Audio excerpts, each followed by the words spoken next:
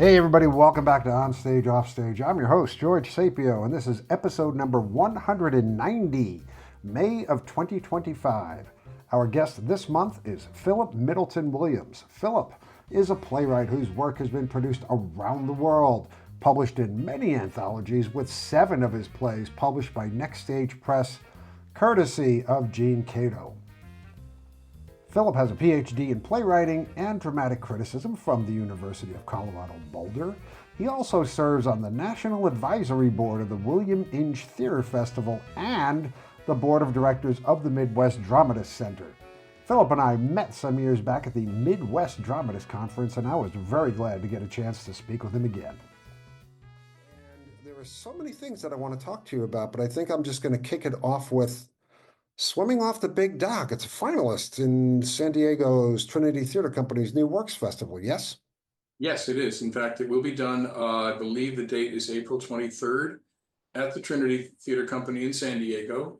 It's a reading, but I still think it's the first time it will have been done. I mean, no one's ever heard it except me talking to myself as I write it. And so I'm very excited about it. It's sort of a labor of love. Let's talk about the play. Well, it's a story that I've been stewing about for a long time. A few years ago, I wrote a play called Cooler Near the Lake, which is about a bunch of people up at their summer resort in a place called Harbor Grove, which is a fictitious name for another real place on Grand Traverse Bay in northern Michigan. And Cooler Near the Lake takes place contemporaneously, this time period, maybe 2009 or 10 or so.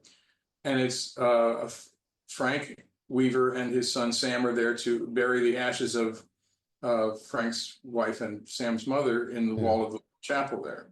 And then they meet up with some other of their friends, and Sam's former lover shows up, and they had been there because they'd been apart for 5 years. So throughout this play, we get to know Frank and his friends Greg and Janie, who are there as well, and we get into some very interesting stories. Well, I was thinking about that because I thought I'd like to kind of go back and find out more about these people. And so Swimming Off the Big Dock is where we meet Frank when he's a college student. We meet Ruthie, his soon-to-be wife, and she's a college student, and Greg and Janie, and they're all college students. And it's the weekend of July 20th, 1969, which for those of us of a certain age will remember that was the weekend of the Apollo 11 moon landing. Exactly, yeah. So they're sitting there waiting for Walter Cronkite to watch Neil Armstrong and the gang walk on the moon. They're sitting on the beach and sharing stories about their school life. And they find out after the moon landing that one of their friends, who has also been at Harbor Grove, was killed in Vietnam. So the next morning they have a memorial service for him, and I won't give away the plot of the play, but they're very deeply touched by the losses, including one person who was very, very, very wounded by this news.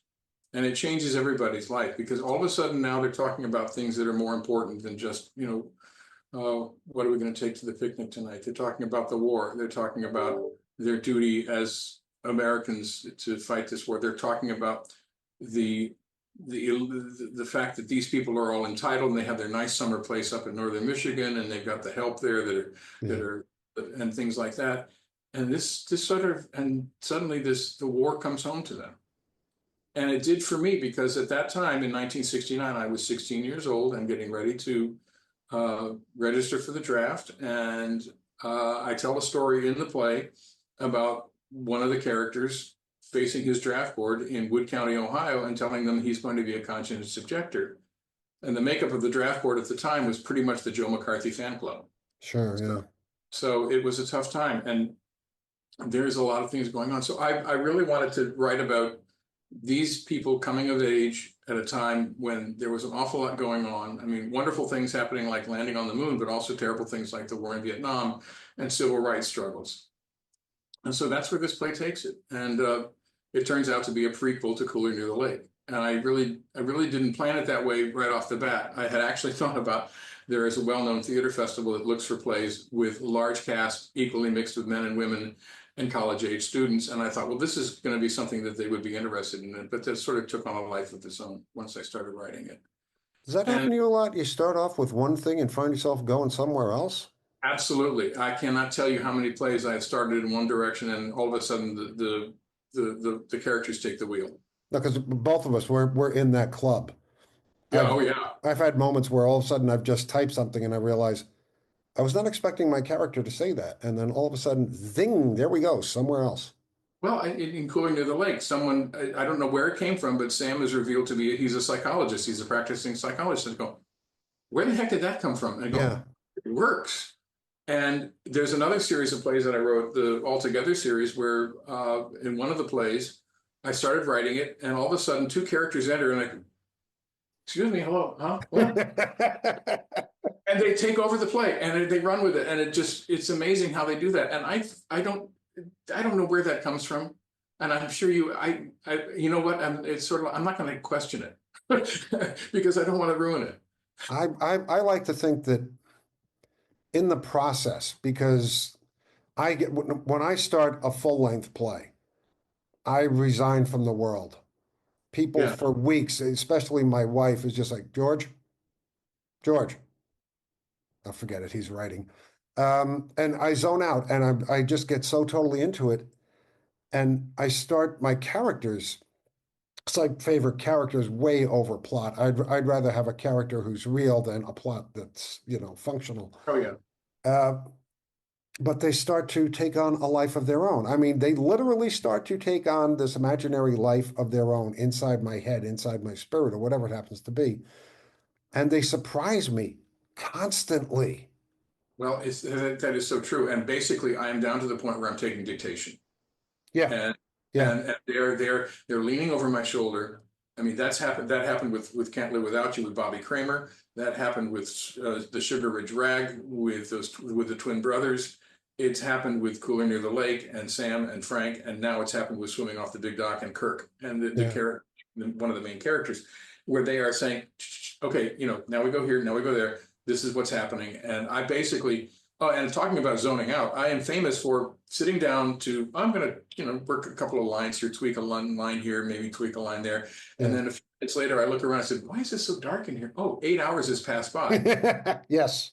And the sun has gone down. And if I don't have a dog or anything like that to wake me up and say, come do this. The only thing would be that all of a sudden why did the light come on in the living room? Mhm. So that happens. And when I'm writing like that, and the amazing thing and truth will out in Swimming Off the Big Dock, when I wrote it, I basically I did a few little tweaks here and there between the time I started in October and the time I finished it in the beginning of January, and started sending it out for submission. And I'm just going to throw this against the wall and see what happens.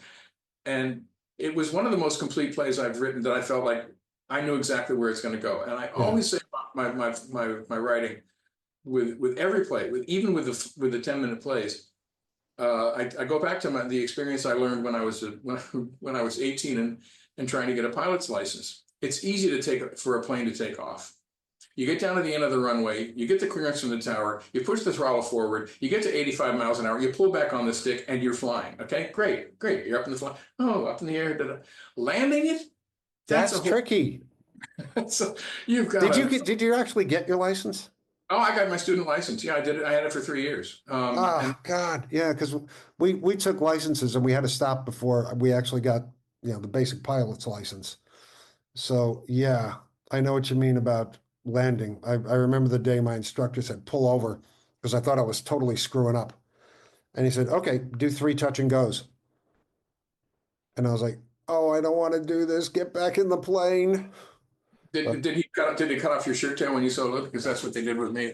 They gave me a brand new shirt. Yeah, they ripped my shirt apart. They gave me a brand new shirt. Yes. That was me in July of 1971 at Crow Incorporated in Toledo, and I was flying. And I have a friend here I've just met. He's a pilot for American Airlines. I'm hoping he's on my flight to Valdez. But I said, well, what did you learn to fly? And he said a Cessna 172, and I said, Cherokee 140. Yeah. It's the difference between, you get in this argument between Mustang and Camaro, between, oh, no, Right. Cherokee. Yeah. So, yeah. Well, But you anyway, had a low wing? Oh yeah, I much prefer a low wing. Okay, because we were all 152s, 182s. Yeah, but then you bank and you got this great big barn door looking at you. Yeah. The comparison to landing a plane, this play was so easy to bring into it through the ending. I knew how it was going to end, and I even knew the last moment of the play. So when I read it, when I typed it up, I said, okay, end of play. Then I had to go back and do a little bit of fixing of some stuff here and there. But the amazing thing to me is how quickly it came to me. And sometimes I struggled with plays, but this one was not tough at all. And it may not be that great, but it felt very complete. And I've had that happen with other plays. Yeah, yeah. It's nice when it just comes out all on its own. Yeah, And it comes out so natural. It just feels right. It feels like this is exactly the way it's supposed to be. yeah, and then you go back and you can tweak it here and there, and there are a couple of plays that I felt that way, and there are some that I really struggled with. But actually, I finally got them to a point where I felt that they're worth putting out. Um, Watercolors, I struggled with a great deal, but I think it worked out okay because it's been selected for Valdez in June. Well, there you Uh, go. but and I'm sure that the Valdez is not a performance; it's a reading, and you have adjudicators, so it's a work in progress. Right? Uh, like everything that I've ever done, I think everything is a work in progress. And when I get to the point where I feel like it's worth sharing or putting up on NPX or sending it out to people, I will say okay. And then of course they will come back, and even did that with that little wonderfully silly 37 origami beads challenge, where I had a reading the other night, and that needs to be fixed. I took it and fixed it. So, Yeah.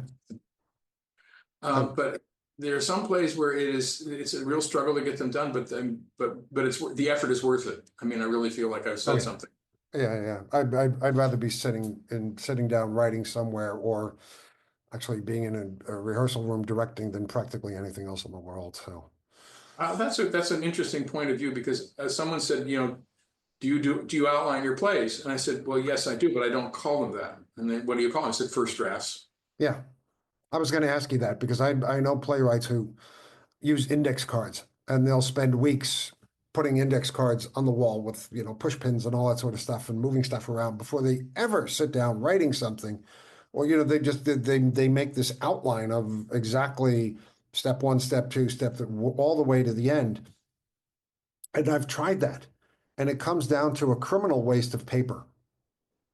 Yeah, and the only time I ever outlined a play and did that sort of thing with it was my first play that I ever had written and produced, and I will not allow that play to be done again. Yeah, my So, first play was produced 34 years ago and finally just got published because that's the play I keep going back to in between all the other plays.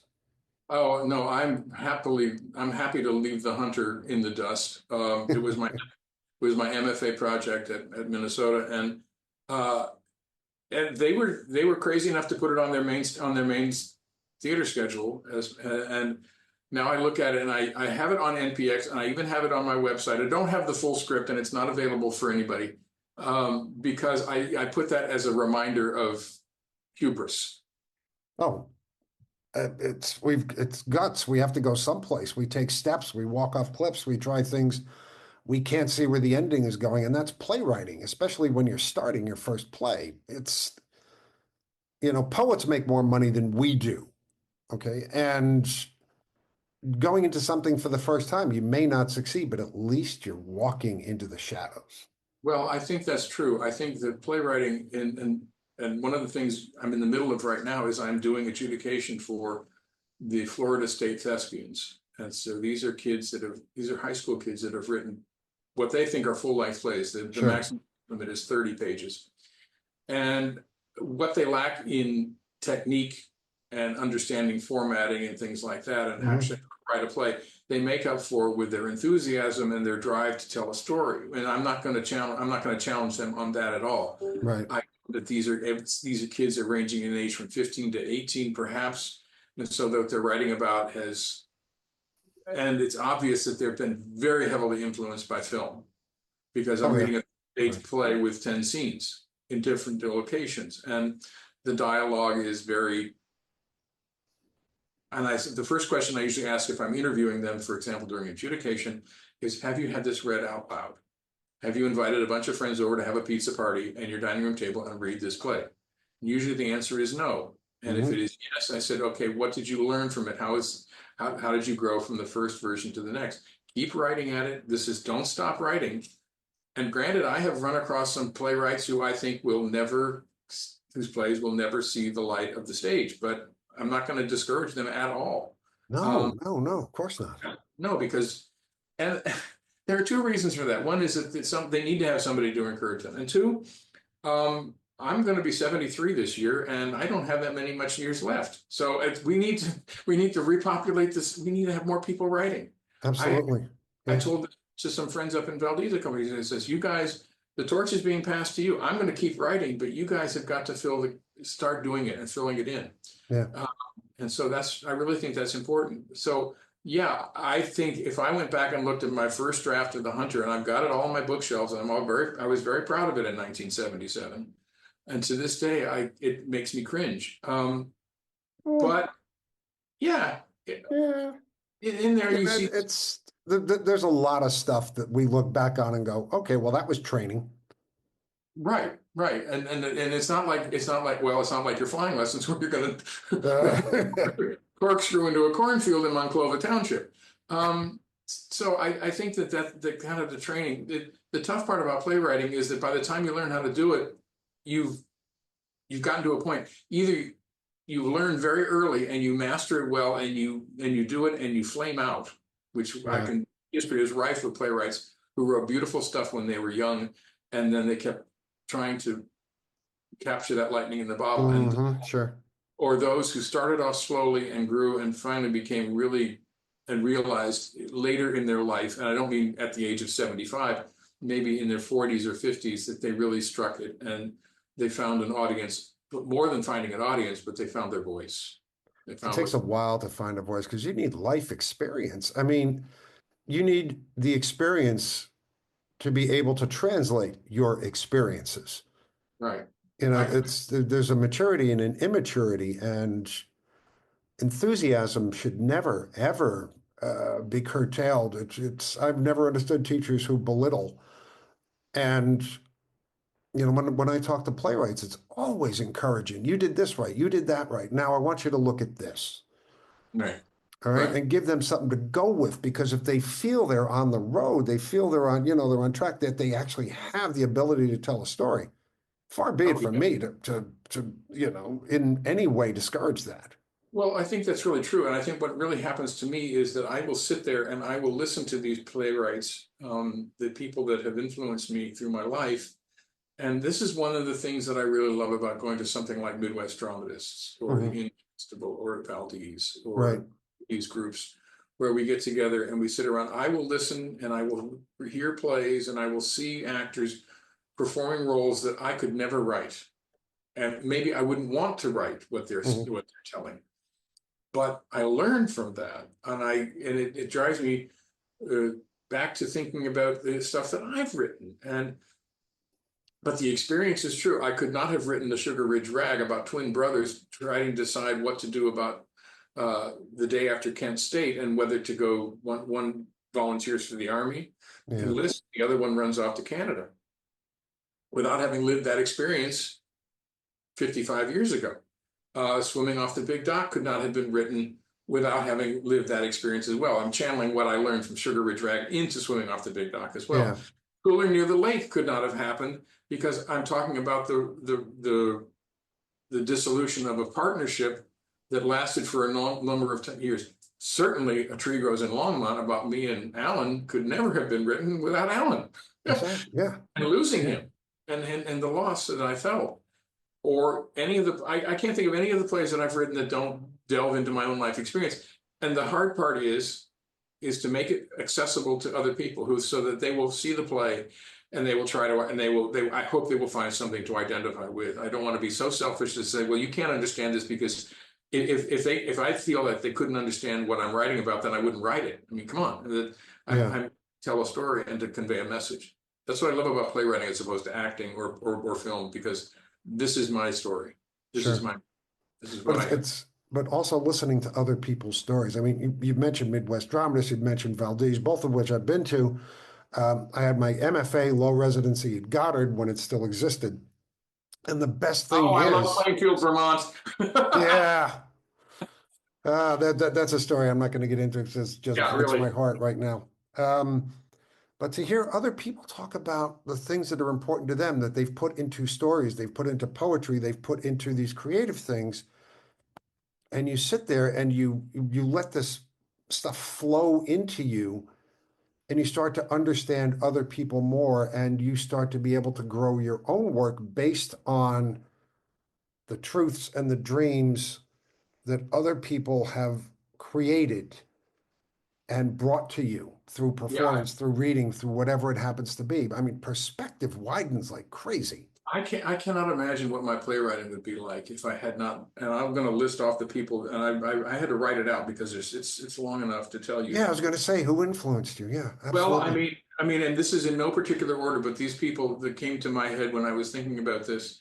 You talked to Scott Sickles Oh, last yeah. month, Hmm. and I finally got to meet Scott in person, and he is a wonderful influence, and he's his plays are so I don't it's very hard to describe it. They're so compelling. They I bring know exactly what you mean. I've read his work and it's like it's always been there. I got to meet DC Cathro first at Inge, and then we've been to several other. He's been to Valdez. Mhm.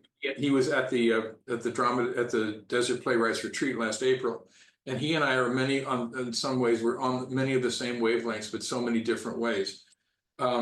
Sam Heyman, who also was an important person in my life, both at Valdez and also at Desert Playwright. He writes some incredibly artistic and atmospheric plays about relationships, and so again, it's an amazing presence in my Yeah. life.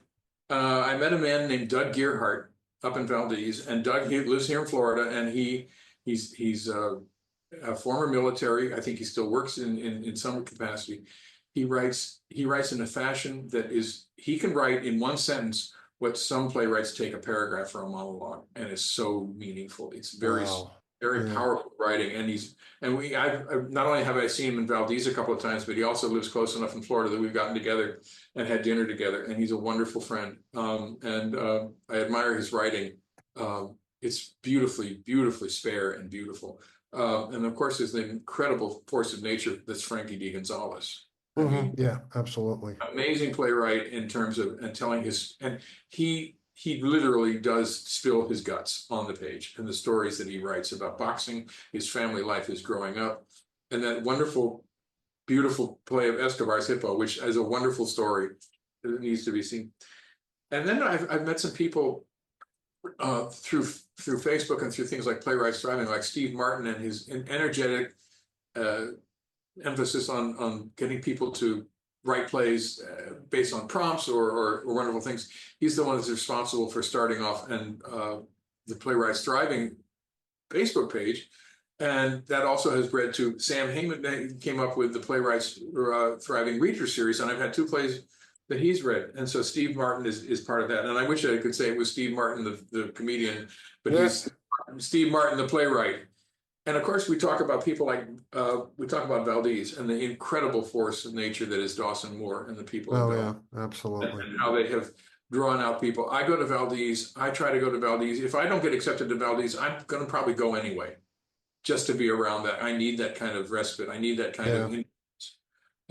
And people like Arthur Jolly that are there, and Ben Corbett and Kyle Walker, who directed a beautiful production of Cabana Boy. I mean, it is amazing when we did the reading of it. And then there are people that I've met there and online, like Chris Susi. And of course, you and I first met at Midwest At Dramatists. Midwest, yeah, we did. And so that's thanks to Vicky Vaudry and the gang there at Midwest. Hmm. And of course, one of the people that was there, I don't know if it was the same year you were there, was John Patrick Gray. I don't think John was there at that point. I don't think I met Okay. him at that point. Yeah. But John and I met there, and John and I are kindred spirits, and they were both academics. It's in our background. We both have Yeah. doctorate degrees in playwriting and theater, and so and he is a wonderful person in terms of he brings me into his class and I talk about myself and it's wonderful, but it's also wonderful to hear from the kids. Yeah. And then down here in Miami or in Florida, I was very fortunate to have a play of mine done by the Lab Theater of Tampa, and Owen Robertson and his group over there. That they were the ones that first gave a production of Sugar Ridge Rag, and that was an amazing process because it was so professional. This is a storefront theater in Ybor City near Tampa, and it was the most professional production I've seen of my work ever. And they really just did a wonderful job with it, and so I was very grateful to that. And in Miami, I've been fortunate to be involved a couple of times with City Theater and Susie Westfall in that group. Nice. Very And nice. so Yeah. they do the short plays. They started off with the summer shorts, and it's grown to be a great group. And another one that just happened last year, and it was an amazing process, was Sean Abley and the Desert Playwrights Retreat. And this is an interesting group because this is an experience. It's basically for LGBTQ, and it's all expenses paid weekend or week in Palm Springs, where you just Beautiful.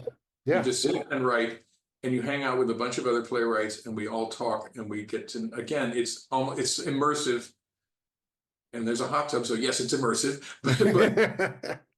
but it's also incredibly inspiring. And the work that came out of it, there's some really good work. Sam got a good play out of it. I know DC did as well when we were both there. And I'm just going to say that if it wasn't for things like that, if it wasn't for being with someone like Sean and the group, again, that brings in an element of my writing that I had never really paid attention to. And I have made so many friends online through Facebook that I haven't met in person that I'd love to meet, like Emily McLean and Monica Cross. Darren Friedman, I actually have met. I went to Pittsburgh to see a reading of his play, The Butterfly Anchor, and it was a reading at a Carnegie Center in Pittsburgh, and it was a wonderful experience. And Darren has taken off and done a great job in getting Pittsburgh theater to do. Absolutely. Yeah, he's exploding at this point. And it's wonderful to have that he's doing that, and his friendship at that time was wonderful to be, and I was very happy to go up to Pittsburgh in the middle of February and to see the reading. One of the best times, yes, weather-wise. Yeah. And in the past, there have been people like Doug DeVita and Craig Hauk who have been very good friends through writing groups. Matthew Weaver is a force of nature out in Spokane. Oh, absolutely, yes, yeah. And I've been accompanied by people like him, and I'm gonna murder her name, but Lisa Della Giorino Farian, she phones in from Singapore. So when we're doing a nighttime reading, it's morning for her, and she's getting the kids off to school, and we're sitting there thinking about what we're going to have for dessert. Right. And Claudia House and Maury Norkin and Jackie Priscorn and Julian Blevins. These are people that I've all learned from as I'm writing. And you need other people. I mean, writing in a vacuum, you tend to writing in a eventually vacuum, you'll stale out. Well, and then you listen to people like Adam Richter or Peter Fenton and Daniel Perlman, and then you're going, oh my gosh, they're covering ground that I was unaware of, and I am probably the oldest person in that group. I can proud to say that I'm older than most of these people, and people like John Buster, who's crazy sense of humor, and he's also a wonderful actor, by the way, because he played a role when we did the reading of A Good Year a couple of weeks ago. Mm-hmm.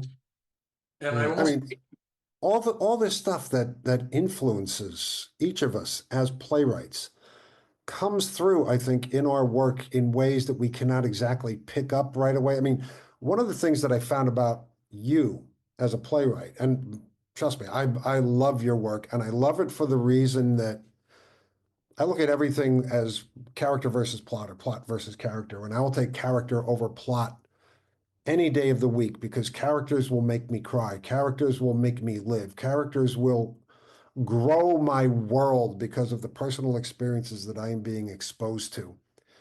And, you know, I've read your work, and you have this amazing ability to bring out the real emotion, bring out the real experiences, make your reader feel what these characters are going through. And sometimes it's heartbreaking. It's absolutely heartbreaking. You've got a couple of quotes here, and I just want to get to them. writing about characters who are at a crossroads in their life. This is what you do. And the decisions they make, which I want to come back to, reveal much about themselves. And, I wrote down right after this, we are defined by what we do, not what we happen to be. And I No. think that is one of the major things that we have to deal with in this life. And the second one is my plays examine and even test the bonds between us, be they family, friends, lovers, neighbors, or strangers. There's a commonality between their differences. And that goes back to the first quote. I mean, who are we? Are we more common with the people we don't understand that look so different, that speak differently, that live differently? I mean, between all that surface stuff, there's that humanality Yeah. between us. And you seem to touch on that beautifully. Thank you. And that's because I think the characters that come to me are coming from somewhere within my experience of friends that I've known and people that I've loved, family members and people that have been close to me, and the influence that they've had on my perspective, and also the encouragement of other people who have said exactly what you're saying. You have something to say. I don't think I could have gotten where I am without some people like, well, I think that when I was in grad school, I was trying to 2.0 when I was going for my doctorate. I really wasn't sure what I was going to do. I was an escape to the world. I didn't want to be, I wasn't sure what I wanted to do. I know I wanted to teach and I know I wanted to do it in theater. I wasn't sure where it would be, whether it be theater history or playwriting or whatever it would be. And I just happened to one day stumble across, I shared an office. As a matter of fact, it's at the University of Colorado. I was the assistant tech director, which is the only job they could give me because I wasn't going to teach an acting class, for crying out loud. And I went into my office that I shared with a guy who did teach freshman acting. And someone had left on my desk by mistake a copy of 5th of July by Lanford Wilson. Wow. Okay. The Firesign Theater play. And I had heard of him. I'd heard of Tally's Folly. I'd heard of Hot L Baltimore, but I really hadn't paid attention to him. And I just sat down and I had time to go before work. And the next thing I'm sitting down and I'm reading the play. And the next thing I know, I've finished the play and I go, okay, yeah, this is it. I have Indiana Jones has found the golden monkey. I have found my goal. And it just so happened, coincidentally, at that time, that Showtime was showing a series of plays that had been filmed. And one of them was 5th of July, directed by Kirk Browning and Lanford Wilson. And the cast was Richard Thomas. This is the Broadway cast of 1980. Yeah. Richard Thomas and Jeff Daniels and Danton Stone and Swoosie Kurtz. And I happened to have a Showtime on my TV in my apartment. And I knew from there on, I said, okay, not only this is the kind of writing that I want to do, right. I want to find out how they did it. And so that's became my doctoral study. But that's from that point on, the road was set. The GPS was plugged in and that's where I was going. Yeah. And when I read 5th of July, I said, he is writing the way I want to write, and because he's writing about characters that I care about and that I want to share. They're flawed.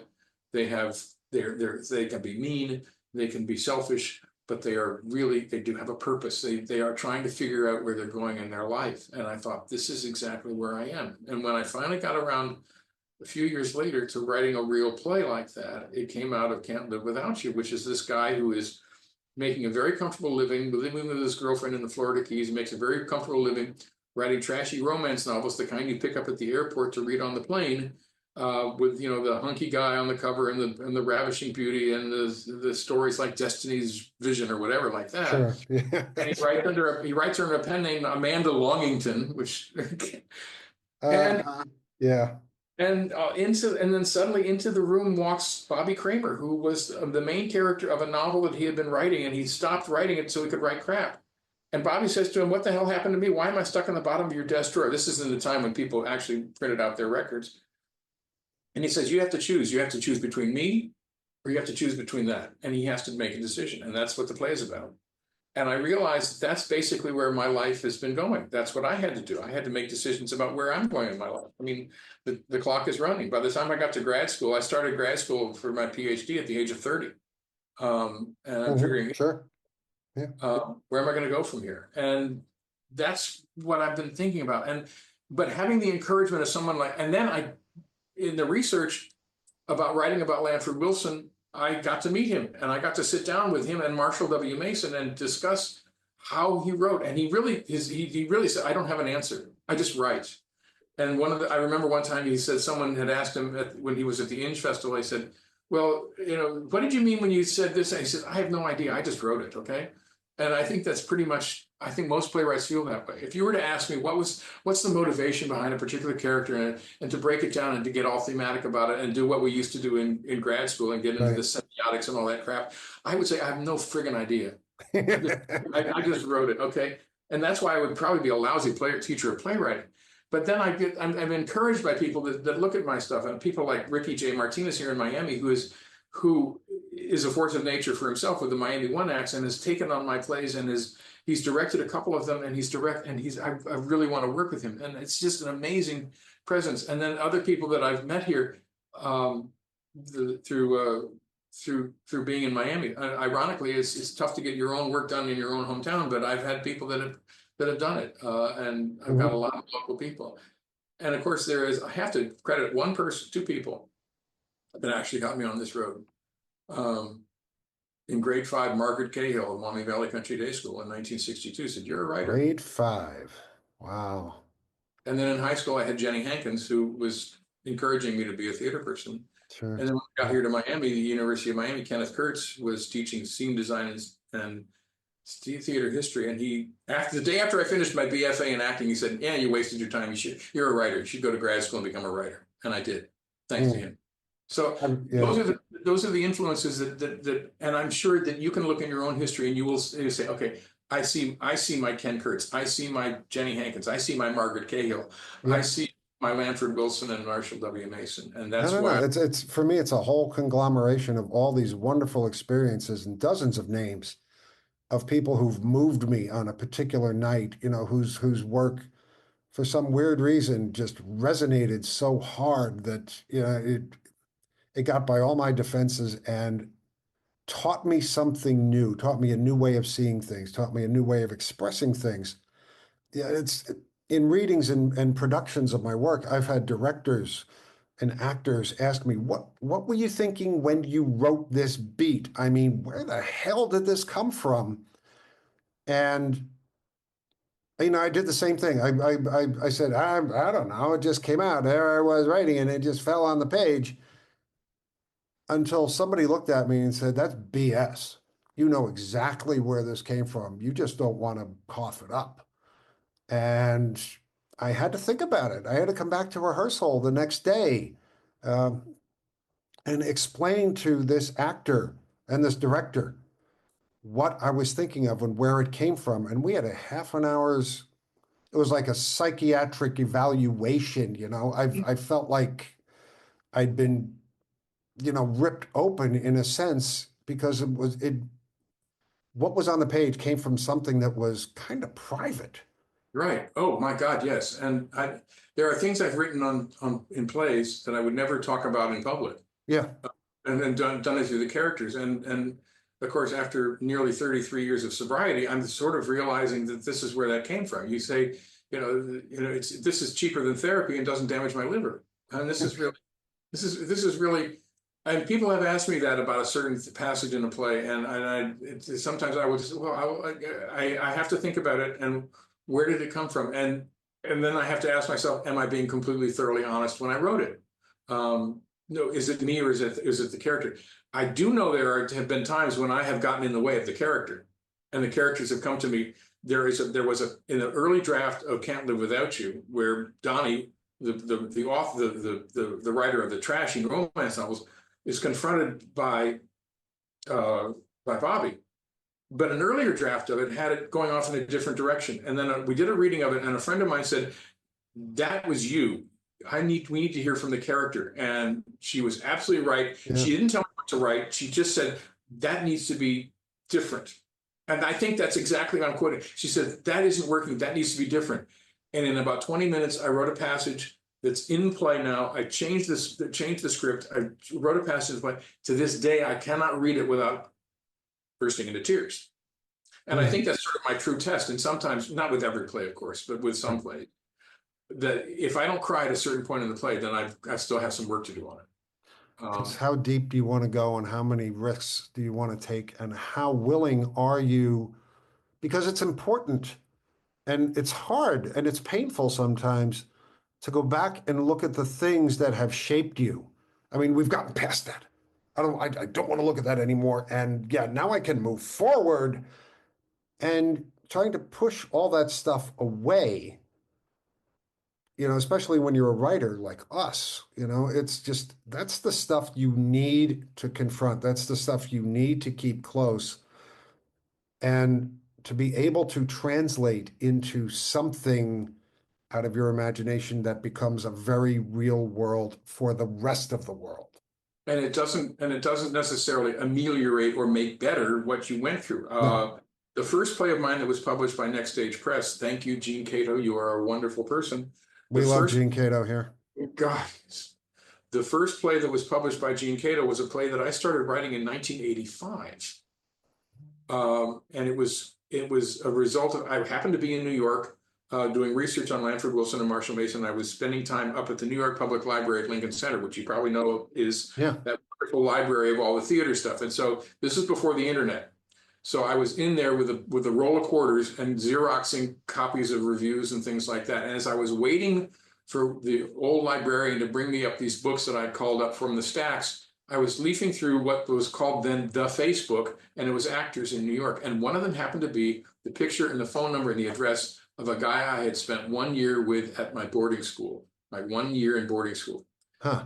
And I wrote it down and I went back to the apartment and I called him up and I said, I haven't seen you since 1968, but can we have lunch? And we did, and we talked. I left the school after 1 year, humiliated, tail between my legs, went back home. He stuck it out.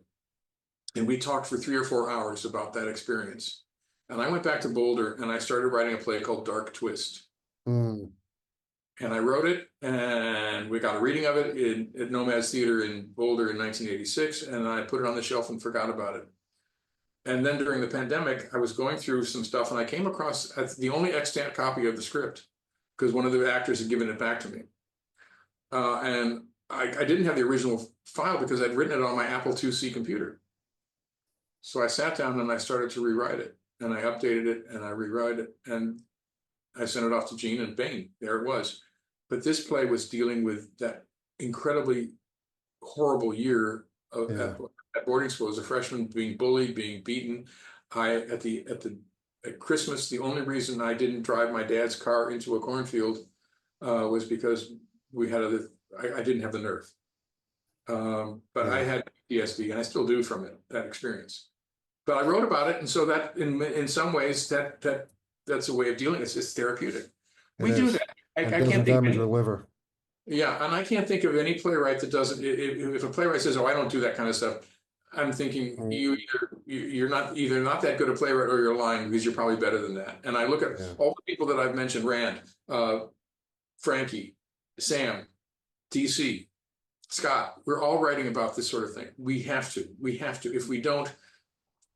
You can't make something real for somebody else without putting something real from your own life into it. And you also have to be aware of the fact that not everybody's going to connect to it. So you have to make it do it in such a way that they will. That I don't want an audience sitting there and say, "What the fuck is he talking about?" Well, do you write for your audience or do you write for yourself? I don't know. People say, "Who is this play written for?" And I say, "Well, whoever will show up." Yeah, exactly. I mean, I never let a play go until I'm happy with it. People, people have asked me, "Well, who's your audience?" I was like, "I don't know, whoever shows up, who pays the money, who sits down, who claps at the end, wants to buy me a drink afterwards. That's my audience." It's as far as who's in those 99 seats, I don't care. I care about what's on the stage. I care that it's valid. I care that it makes sense. I care that it's not crap. I care that it has the capacity to change something in somebody just a little bit or bring a perspective that maybe they hadn't considered. Even if it just touches one person. But to me, I'm sorry, Bobby Kramer, this guy is as real to me as anybody I can imagine. Oh yeah. and Alan will always be a part of my life. I mean, A Tree Grows in Longmont could not have been written without, I mean, even if he was still alive, but I can't imagine. So this is a tribute to him. And then the plays about my dad. I mean, these are all things that I believe firmly that everybody there, no matter who you are, gay, straight, male, female, whatever falls into that definition, that there is something in humanity, in the humanness of it that we connect with. So Oh yeah. I can't think of any playwright that I have read that or those I've listed off from Doug Gearhart to Rand Higby to Frankie to all of these to Steve Martin, all of these people that I'm thinking of. I can't think of a play that they've written that I can't identify something with, even if it's goofy, even if these No, little no, 10 no, minute. no, no. Yeah, sure. Yeah. Yeah, no, I Something's love writing. something's got to connect. Yeah, and so when swimming off the big dock came to me, I wrote it ostensibly. Well, you know what is really it would really fit into the rubric of what the Lanford Wilson New American Play Festival was. But even if it doesn't get in, I mean, I may submit it, I may not. I'm going to send it. I'm sending it out to all these theaters, and I was very touched and very glad that Trinity caught it, and I'm glad that they did, and I can't wait. I wish I could go It's see nice it. when that happens. Nice when that Yeah, happens. Yeah. and also, of course, you and I both know how we are also racked with self-doubt and imposter syndrome. I mean, Well, that I mean, this is what I do. yeah, Okay. I mean, for better or worse, this is the lot that I have been assigned by chemistry and the universe. This is what I do. I write and I direct. And those are the only two things in my life that I am really, really, really good at. But I have to work at it. yeah. Okay. Everything else, I'm a klutz. This is what I do. And in a sense, I'm very lucky to have found that because I would, like I said before, I'd rather spend my time, in a coffee shop creating worlds or in a rehearsal room fashioning those worlds into pretty pictures that move, that tell a beautiful story. And most of the time, I come out ahead of the game, so I'm happy about that. Well, I admire you for being able to direct because I have done it and I'm terrible at it. And I think that's I don't know. um, The first time I directed, it was a load of crap. oh Okay. well, Yeah, I had to learn how to do this, and it was research because I'm a historian geek. I love research. I love getting into books. I could bury myself in libraries and go through looking stuff for the smallest of facts, which I do when I write my historical plays. But it's the same thing with directing. It's the absolute same thing with directing. I mean, finding, just yeah, well, investigating everything. I think that's an amazing talent because the first time I directed, I was drafted to direct a high school musical when I was living in Frankfort, Michigan, and I was brought in to help stage direct The Music Man, which basically directed itself. Right. And then I directed a production. I thought, my hubris got the hold of me. And I proposed to the University of Colorado when I was there in 1984 to direct a revised production of The Hunter. And I said, I will direct it myself because I'm so good at it. And it's just, oh man. Yeah, oh no, no, no, never direct your own stuff. I hate No, directing no, my own stuff. Ugh. no, because you can't step out of it. There's You nobody. cannot. You need to see it through somebody else's eyes to make that play grow, to understand it. And then when I was teaching in high school, I directed a production of Picnic. And I think I learned too much from Marshall W. Mason, who trusts his actors to do the right thing. And these high school kids did not know how to do it. It's high So, school kids. You should direct something else. You should find something you like that has college age and above players, people who've been actors who've been doing this. Find a play you like and just for gits and shiggles, just bring it to the stage, get I into this did thing. I did direct a production of Fifth of July at Nomads Theater in Boulder in 1985, and I was very fortunate to have wonderful actors. And Yeah. it was a beautiful production with wonderful people who really just glommed onto it. And I basically said, "Oh yeah, you go there, okay, there, okay, great." And that's the way Marshall W. Mason directs. He's very organic in Yeah. directing and listening to these people. Now you can't do that with high school kids because they They don't don't know know how to do. squat about what they're doing. Yeah. No, but if there is a play I would ever like to direct that has none that I have no connection with whatsoever, I would love to direct a production of Inherit the Wind. Nice. Nice. That's a And good play. I think Powerful. and I think that that's that final scene. and I've been influenced by the movie, but I love the production of it. It's a very powerful play, and it speaks Yeah. to a lot that I love. But I would, you know what, if someone said, "Would you rather, direct a play, or would you rather write the play?" I said, "No, no, no, no problem. Writing the play is so much Oh, easier." yeah, for me, it's a toss-up in a sense. Well, I mean, my bucket list play for directing is Arcadia, Tom Stoppard. okay, see, yeah, Yeah. there. Now, Yeah. I mean, I'm thinking about it and I'm starting to get weepy because the ending of that just ripped me to shreds. And I loved all those characters. I want to get to one more thing before we sign off here. okay, You've been a grants administrator in the Miami-Dade, let's see if I can do this right, Miami-Dade County Public Schools. You're in the mechanics of this thing. You have say over the money. You make things possible, if possible. You're in Miami-Dade, which is Florida, which is not the most liberal state in the union. And right now we're facing an uncertain future when it comes to funding of anything that might be enlightening or expressive.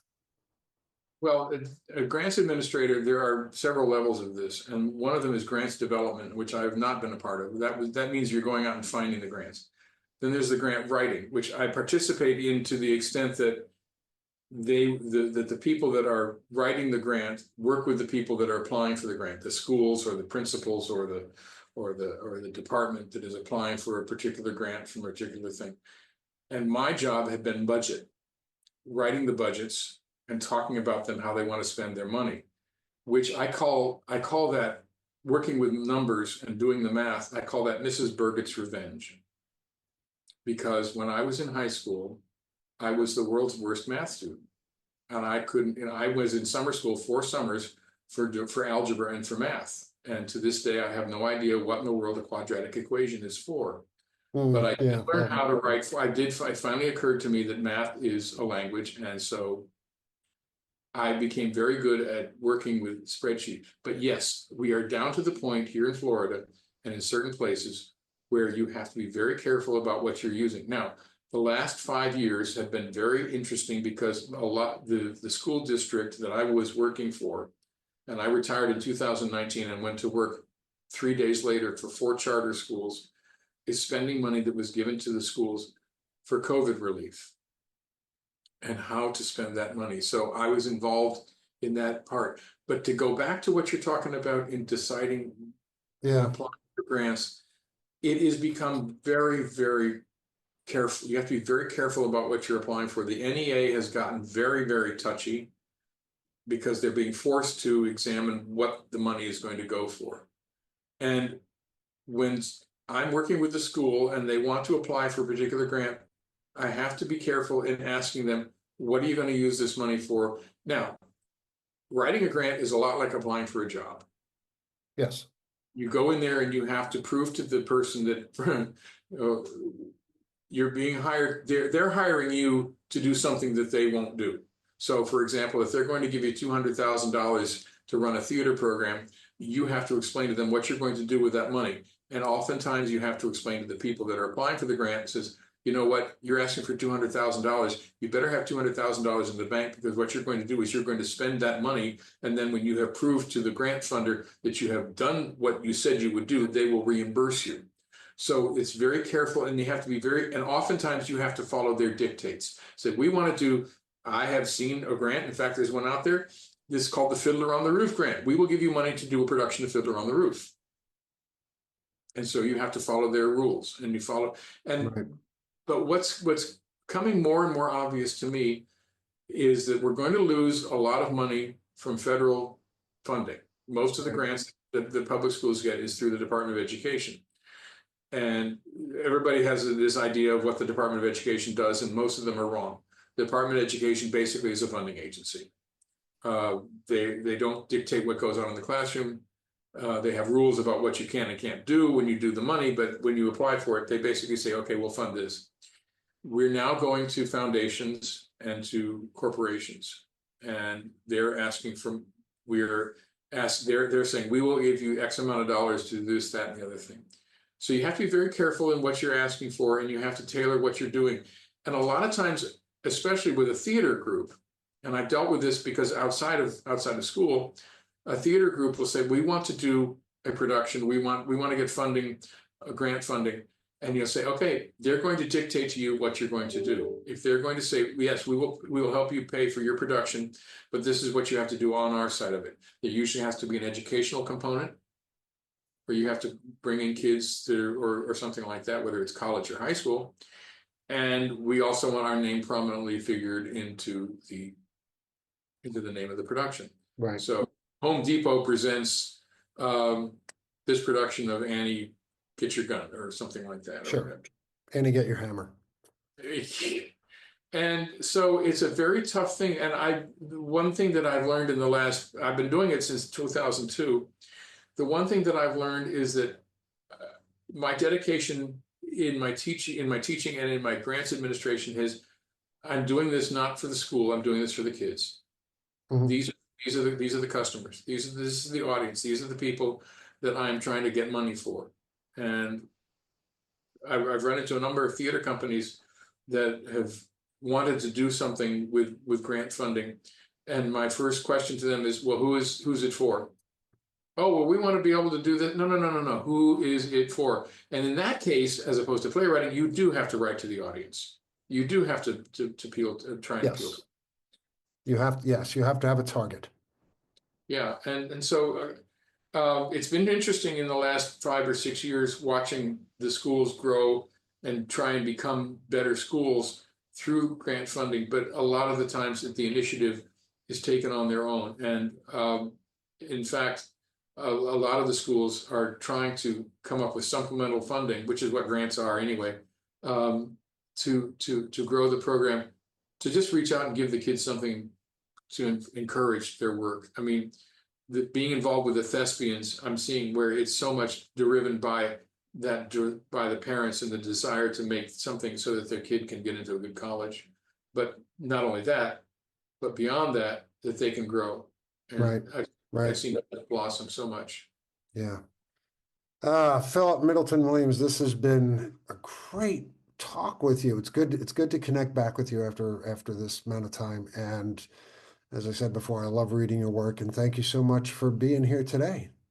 Well, you're welcome very much. I love your work, and I can't wait to sit around to sit down at a table and share stories. I would love to do that again. Yeah. Hey kids, thanks for listening to On Stage, Off Stage. On Stage, Off Stage is produced monthly, and all of our shows can be found at onstageoffstage.org and also on Podbean, Apple Podcasts, Spotify, iHeart, and Google Podcasts. If you enjoy what we do, please recommend us to your friends. Don't forget to like us on Facebook and follow us on Twitter at OnOffStage. And if you are a theater artist with an upcoming project or interest, or know of someone in the theater world who'd make good chat, by all means, send us a note at onstageoffstagepodcast@gmail.com. Our theme music is Don't Worry, Be Frappy by the composer Max Dickinson. You can find a lot more of Max's magnificent music on SoundCloud. I'm George Sapio. Thanks once again for listening, and please be kind to those with whom we share this rock. And as always, happy theatering to all of you.